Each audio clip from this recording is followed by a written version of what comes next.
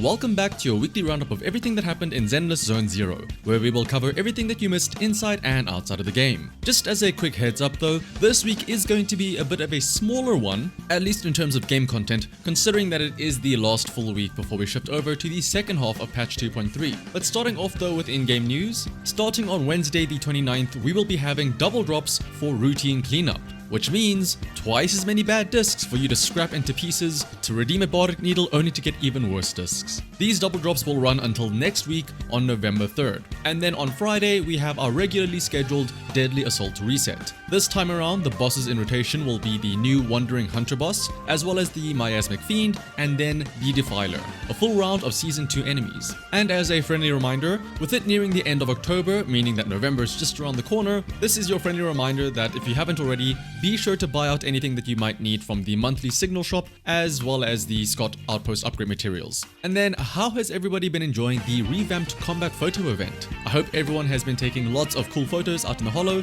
especially because there is actually an official photo competition being held by Zenless Zone 0 themselves, running from now until October 31st, so this Friday. If you like the tweet linked in the description below and either comment on the post or post yourself using the hashtag ZZZNews showing off some of your best photos, then you could stand a chance to win either a collectible redo snapshot, which has a set of 5 different collectible cards, or a random acrylic stand of a character in an outfit skin, or a Mindscape Cinema reflective badge. I must say, looking on Twitter myself and seeing some of the photos that people have been posting, there are some really good looking ones out there. Being able to add your own custom frames and also move the camera around to whatever angle you want has been great for getting some cool screenshots. Otherwise though, another friendly reminder is that this is the last full week we have before the banners rotate to the new agents and the reruns. So if you have not had a chance yet to grab Lucia, and especially if you haven't had a chance to get Vivian to make sure that you can use that new skin of hers, you've got just over a week to try and grind out any polychrome that you might not have gotten yet from, say, achievements in Holo 0 or in the new Holo Exploration Zone. But if even after all of that you still find yourself in the need of some more polychrome, why not try using LD Shop? Especially considering you can get top-up options cheaper through LD Shop than you would in-game, with discounts of up to nearly 22% for new users. For example, purchasing an internet membership through LD Shop costs only $3.87 compared to the $5 if you were to purchase it in-game. And topping up is really easy. All you need is your in-game user ID and your server. Once you fill those in, you can click on top up, choose your payment method, and within seconds your order is completed and you can see the rewards in-game. And yes, you can even get the double bonus for first-time top-ups. LD Shop is a trusted and authorized service that is 100% safe and legitimate. Also, if you use my link in the description when you register on LD Shop, you will also get a 5% off coupon to use. And if you spend over $80, you will also gain a VIP membership, which can earn you free internet memberships and regular coupons. Once again, you can check out the description and the pinned comment to start saving with LD Shop. Moving on to the social media side of things though, we've kind of already touched on one of them with the whole photo posting event, which is technically speaking a Twitter event, but that does involve the game. But otherwise though, it was recently another birthday for Lil Piper. So happy birthday to her as well as anybody else with their birthday in the upcoming week. And then we've got some freebies from the devs once again, with some beautiful wallpapers taken from the recent promotional videos. The first is a set of Lucia themed wallpapers consisting of 4K screenshots taken from her EP and her character demo. And then there's also another set of photos from the Kamano EP too. But there's more than just one photo event going on. We cannot forget that it is almost spooky time with Halloween fast approaching. So alongside the in-game photo event, we also have a photo event with Spook Shack in the ZZZ Spooky Snaps event, whereby using the frames of the new Spook Shack members and then reposting the linked tweet in the description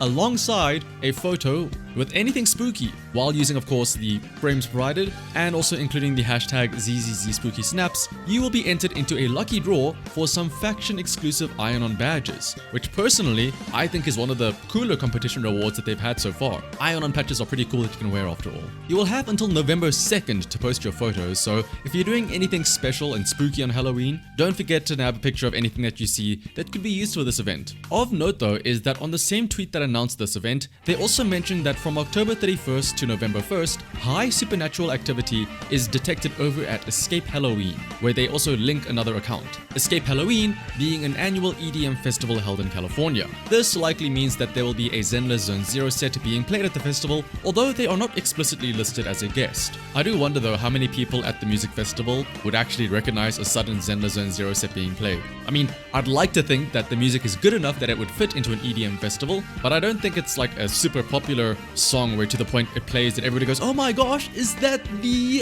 Zenless Zone Zero song? Wow! Similar to the likes of like when Porter Robinson plays his songs or something like that. But I guess we'll just have to wait and see. However, moving on to the speculation zone though, as always, I would like to first preface this by saying that you should take what I'm about to say with a slight grain of salt. But firstly, in the upcoming patch 2.4, there are data points that indicate some tutorial pop-ups, as well as achievements and guides for what appear to be returning events of the NR Chess Legends, as well as the Golden Bamboo mech fighting quests. Both of these events, when they came out, were pretty big in their respective patches, so having them both return in the same patch means that the patch could quite likely see a lot of content and things to do, which would make sense for a patch that does go over the holiday season. But more importantly though, there was a leak from a somewhat reputable person who previously correctly leaked that there was going to be a Manato and Vivian skin that you could not directly purchase, so it is somewhat reputable. But according to this leaker though, SHUNGUANG will supposedly have 4 different forms, at least visually speaking.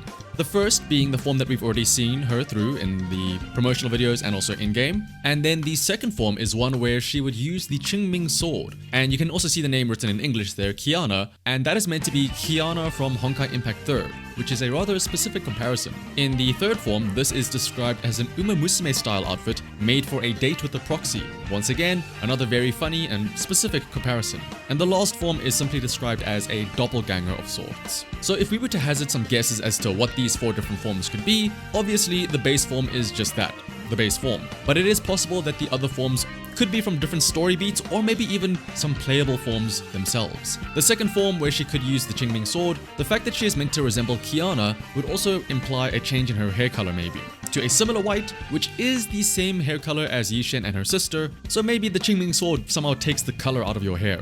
This form could then possibly something like a powered up form of her. Maybe when you use her ultimate in her kit, she transforms into like Super XingWang with the power of the Qingming sword. Or maybe it's like a one-time story specific version of her. It would not be the first time that they would make a full model and like look and character just for a single fight.